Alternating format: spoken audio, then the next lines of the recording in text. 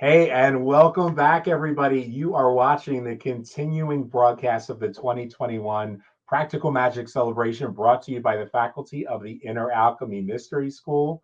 I'm John Michael Salvato, founder and director at the school. And if you're enjoying our broadcast today or you're just tuning in, we want to say welcome. I want to encourage everybody, even if you've done this on the last couple of classes, drop a comment to start us off, letting us know where you're watching from, and if you've been watching all morning some of the incredible presentations that we've had already so far. Be sure to let us know how you're enjoying them, and give us a thumbs up, and consider sharing this with folks on social media. Our next class begins in a couple of minutes, and then will be followed by a 15-minute break in between, as we've been doing all morning. That'll give you a chance to get another cup of coffee or tea or use the restroom, whatever you got to do. But you're going to want to make sure that you come back. That next class will be one you won't want to miss either. This is a live and interactive broadcast, so please feel free to ask questions, comment, and start out by letting us know, like I said, where you're watching from. Keep in mind, if you're watching from Facebook, you do have to click the link. That link, I'll see if I can put it up on the screen with the instructions real quick. So before asking a question, you've got to give Facebook permission to show your name on the screen. You do that by clicking streamyard.com/Facebook. If you're watching on YouTube or you're watching on Twitter, you're watching from any other platform, you won't have to do that. But we do, and if you're watching on the replay, of course, you don't have to do that. Even if you're watching on the replay, be sure to ask any questions that you might have, because we will, the presenters themselves will be sure to respond to your questions even after the broadcast is over. And so I want to make sure also that you stick around, because we're going to be drawing two names at the end of the day today around 6:30. And we'll post in the private Facebook group where all of this magic started, the winners of those two names. It's going to be two people that are part of that group. Grand prize is going to be worth more than $900. The second prize worth more than $700. And so we're really excited about being able to offer that. Some amazing stuff in those packages. More on that a little bit later today. Our next presenter might be somebody you've never heard of before, unless you're on cutting edge social media platforms like Clubhouse, or you got to catch her and her co-hosts on a recent broadcast of The Brew. Domenica DeCrea will be sharing some powerful information with us, some brilliant insights on ways that we can begin to dismantle the colonialist agenda that attempts to dethrone us from our sovereign power as magical practitioners, as witches, as esotericists. So stay tuned, because this is information you're not going to want to miss. We'll be back right after this.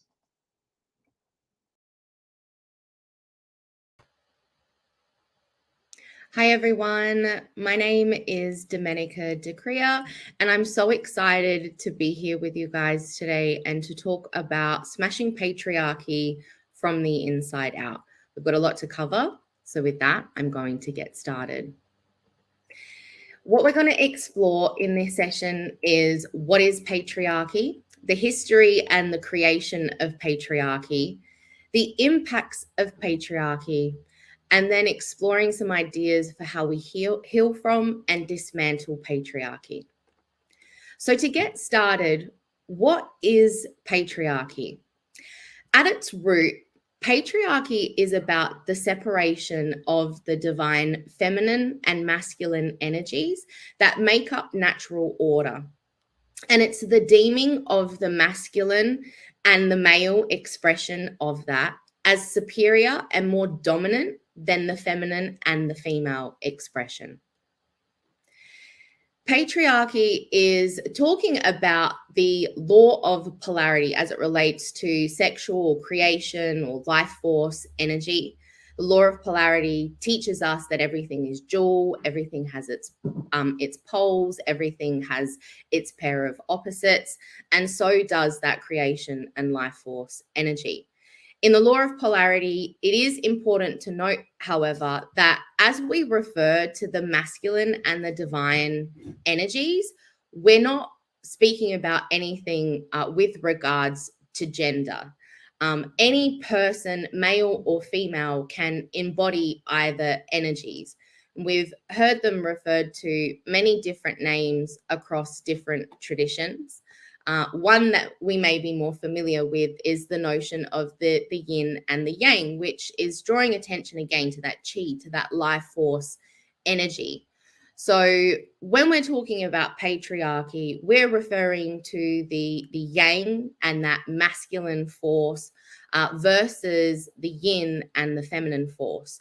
And what these energetic principles are about, they are the energetic principles that are present in all things, all of natural creation.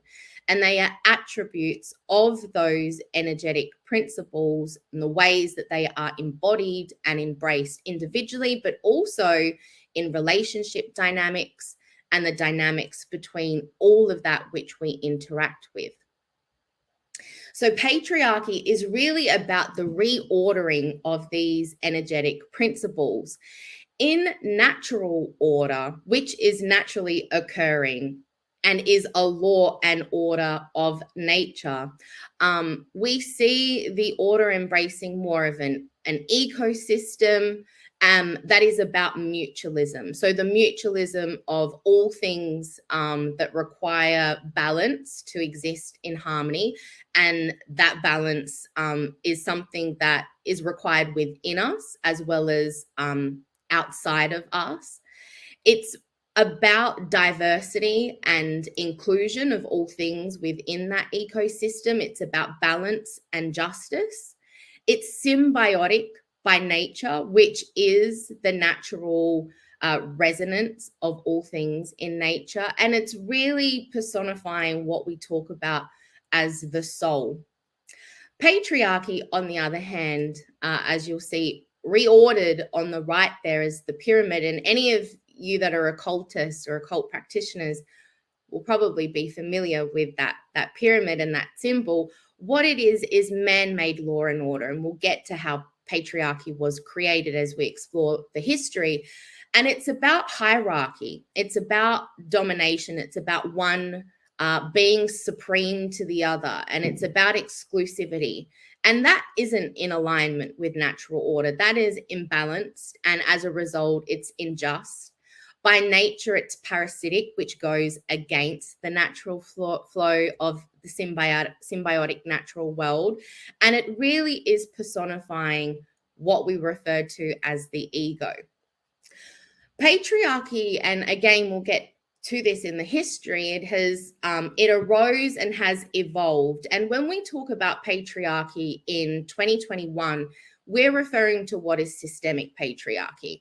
And there's really no one in the world who I deem as more of an authority on really breaking down and helping explain what systemic patriarchy is, none other than that of Bell Hooks. So Bell Hooks is an acclaimed intellectual feminist theorist. She's a cultural critic, an artist, and a writer, and her whole life is dedicated to ending domination in all forms, my kind of girl. And Bell Hooks considers patriarchy to be the single most life-threatening social disease which permeates every area of our lives. And to summarize and to quote Bell directly, she says she often uses the phrase imperialist, white supremacist, capitalist patriarchy to describe what is the interlocking political systems that are the foundation of what she describes as the nation's politics in the US, but really this system has been globalized. Of these systems, the one that we all learn the most about growing up is the system of patriarchy, even if we never know the word, because patriarchal gender roles are assigned to us as children, and we are given continual guidance about the ways we can best fulfill these roles. Patriarchy is a political social system that insists that males are inherently dominating, superior to everything and everyone deemed weak, especially females, and are endowed with the right to dominate and rule over the weak and to maintain that dominance through various forms of psychological terrorism. and violence. So when we talk about systemic patriarchy and what is the interlocking systems of imperialist, white supremacist, capitalist patriarchy, we are talking about what is now referred to as the total matrix of domination that we exist in across society. So let's get into the history and the creation of patriarchy. The timeline for patriarchy arising is anywhere from 12,000 to 10,000 years BCE. It's super complicated and there's many theories that are overlapping, but here is what we do know in terms of what's presented here, and that is that these traditions were man-made long ago, and it was not always like this. In the beginning, we know men and women walked side by side together, valued equally as hunter and gatherers, and eventually began to settle down. And around that time, elevated the idea of property and the need to own land and control the workforce. Men became very protective of what was theirs, which led to things like fighting and sexual violence against women. Women became a weapon of war. Conquerors enslaved women as concubines, and men felt entitled to own and take on many wives, even in times of peace. And as their wealth grew, so did their desire to give males an inheritance. Girls came to be seen as property, valued primarily for their sexual purity and ability to have children. They were exchanged between families for a price. Women were commodified, so they were exchanged between families for a price. And many girls were subjected to traditions that really aimed to preserving their purity and family honor. They were exchanged between families. Within this, it is really this domination that gave birth to all forms of slavery. And indicates how women became the world's first slaves. And really, that's how patriarchy and the ethic of male honor came to norm. So from this time in history, patriarchy has gone on to be woven into our civilizations, our laws, our economies, philosophy, sciences, and especially our religions. It's everywhere and it's invisible. And it's no accident that, we replace images of ancient God as both male and female with images of God the man. A really interesting piece of work has been completed by an incredible scholar named Mama Zogbe. She writes about the Sibyls, who were the original prophetesses of Mami Wata. And this story is really critical to understanding the rise and the creation of patriarchy. What Mama Zogbe talks about is the original divine African African mother or mummy or Isis, which talks about that ancient matriarchal order that was an embodied society and expression of what divine natural order really is. Under the African mummy, there was an order of priestess and priestesshoods who spread their prophecies across the world. These are the most ancient prophecies and are what birthed the ancient and high civilization. And that's where we see this historical goddess worship, especially of the divine African mother. And it was through the divine blood of these Sibyls that these patriarchal kingships of the pharaohs, the Hebrew prophets, and the Chaldean priests were born.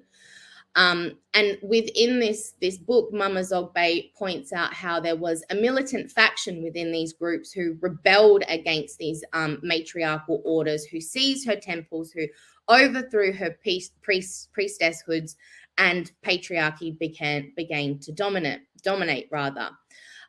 Mama Zogbe talks about how in their jealousy and their hatred and their rebellion of her, the Levitical Jews went and elevated the original and minor deity Jehovah as an insult to her. And Jehovah and his patriarchal clan usurped her sacerdotal power and have ever since worn it as their own.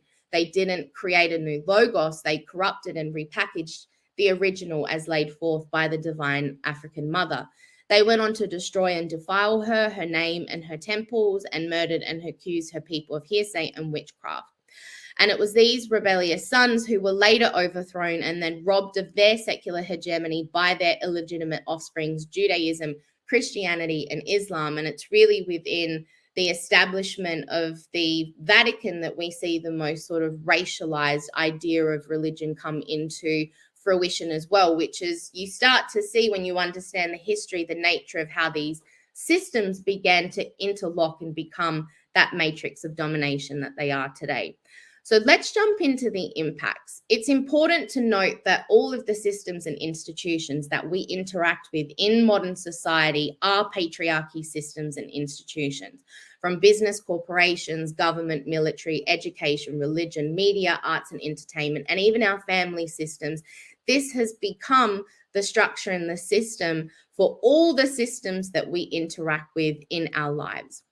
And the concern with this is that there's something we undergo as children called the socialization process, which is from 0 to 8, where all these systems we interact with play a role in shaping and founding our ego and our self-identity. And that becomes the blueprint for how we see ourselves in the world, how we see our value in the world, and how we see others and their value in the world as well. So through this socialization process, we're exposed to all these systems and institutions that shape who we are and who we think we are. And we know that these systems are embedded with the ideology of patriarchy because they are patriarchy systems and institutions, which means these are the ideas and the ideology that we are being indoctrinated with and socialized with throughout childhood now for over 10,000 years. Which is leading to an internalization of the ideology of patriarchy and a socialization, which leads to a normalization, which means these ideas are deeply embedded within us at this point, because this has been the social, cultural, political framework that has socialized humanity for so many thousands of years.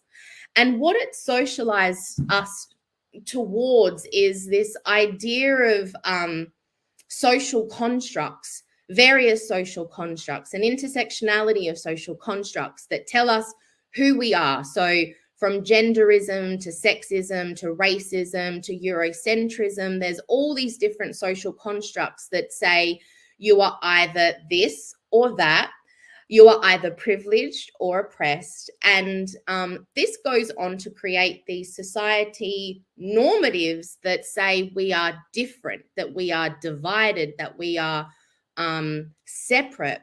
And that's not the truth at all. We know from divine natural order that all things are part of one ecosystem. And within that ecosystem, there's no binaries. All things are fluid. But in the rigid and structured and control-orientated system of patriarchy, everything has been divided, conquered, reduced, so it's easier to control. And what this is grooming us into internally and collective is these dysfunctional and oppressive relationship dynamics, where you have the role of a persecutor, which is somebody who has the most privilege usually in a dynamic, somebody who takes on the role of a rescuer or a bystander. These are usually people who are given privilege within this system. And then you've got the victim, the individual who feels oppressed and is oppressed in this system because it's designed and structured this way. And we know from what is ecological systems theory, or what our greatest ancestors called as above, so below, that all of this does have an interconnectedness to it, and an interdependence to it as well. So our microsystems and our macro systems are a reflection of one another. We know this from ecological systems theory. So there's really no argument at this point in time as to the impacts of this social cultural framework, the socialization and the indoctrination process that we undergo, and the impacts that we receive as a result, which is trauma and different types of trauma. There's what we call big T and little t. These are all different scales of trauma, but different traumas that we experience as a result of being subjected to this system of oppression, of which we are all subjected to, from identity trauma to systems trauma, assimilation trauma, intergenerational trauma, the physical, mental, emotional, spiritual trauma, childhood, familial trauma, and relational trauma. These are the impacts of living within the system of patriarchy. So we got to heal from and we've got to dismantle patriarchy. And the steps towards healing would include addressing this trauma, and to become trauma-informed as individuals and as collectives. We have ancestral healing and connection to do because so much has been stolen from us. There's been so many lies. There's been so much whitewashing and mansplaining. We need to reconnect with what is truth and the truth of our ancestry. We need to focus on decolonization and deinstitutionalization.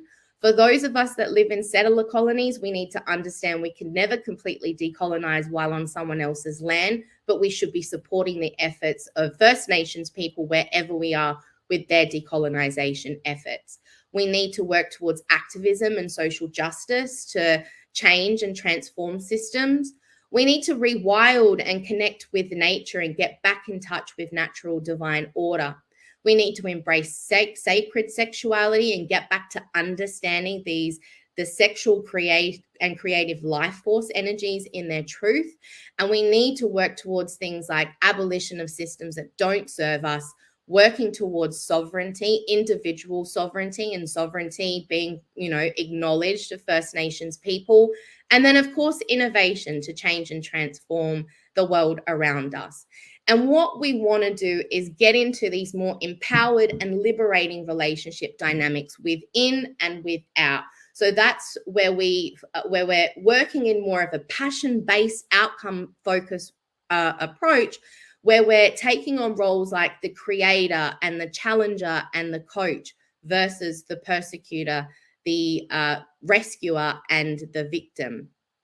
And we want to get towards building systems for self-actualization and protection of life in all forms. And I'm getting ready to land here. So what Western perspectives has told us is that we need to work ourselves up this pyramid to get towards self-actualization. However, we know that really patriarchy as a pyramid is really a pyramid scheme, and it's a scam. It's not real. So for those who are subjected to being at the bottom of the pyramid, it's difficult for them to be able to access the resources they need to self-actualize, which is really the definition of oppression in this system. The First Nations perspective, which is really where Maslow's was drawing from, is about self-actualization as a birthright. It's something that we all have the birthright, and what we all come here to do, to claim our divine sovereignty, to claim our divine inheritance and our divine abundance, and to self-actualize, to reach our full potential. And that's how we have to look at designing systems moving forward. It has to be centered on self-actualization and the protection of life in all forms. And what we really want to get to as a result is to restore divine natural order. So it's to kill this system that is really centered on ego, supremacy, hierarchy, and getting back to the eco, to the all-encompassing of all things, inclusion and diversity, to acknowledge that we live in an ecosystem of diversity, and specifically an ecosystem of neurodiversity, which proves and shows us that no two people are alike, and that diversity is beautiful and makes up the whole of who we are. So with that being said, and I know that was a lot to cover and digest, but that concludes the end of the session. And with that, my prayer in all of this is that may divine order be restored once again. So thank you. My name is Domenica, and my session is complete. The principle of compassion lies at the heart of all religious, ethical, and spiritual traditions, calling us always to treat all others as we wish to be treated ourselves. Compassion impels us to work tirelessly to alleviate the suffering of our fellow creatures. To dethrone ourselves from the center of our world and put another there. To honor the inviolable sanctity of every single human being. Treating everybody without exception. With absolute justice, equity, and respect. It is also necessary in both public and private life to refrain consistently and empathically from inflicting pain. To act or speak violently out of spite, chauvinism, or self-interest. To impoverish, exploit, or deny basic rights to anybody. And to incite hatred by denigrating others, even our enemies. Is a denial of our common humanity. We acknowledge that we have failed to live compassionately. And that some have even increased the sum of human misery in the name of religion. We therefore call upon all men and women to restore compassion to the center of morality and religion, to return to the ancient principle that any interpretation of Scripture that breeds violence, hatred, or disdain is illegitimate. To ensure that youth are given accurate and respectful information about other traditions, religions, and cultures. To encourage a positive appreciation of cultural and religious diversity, To cultivate an informed empathy with the suffering of all human beings, even those regarded as enemies. We urgently need to make compassion a clear, luminous, and dynamic force in our polarized world. Rooted in a principled determination to transcend selfishness. Compassion can break down political, dogmatic, ideological, and religious boundaries. Born of our deep interdependence, compassion is essential for human relationships and to a fulfilled humanity. It is the path to enlightenment and indispensable in the creation of a just economy and a peaceful global community.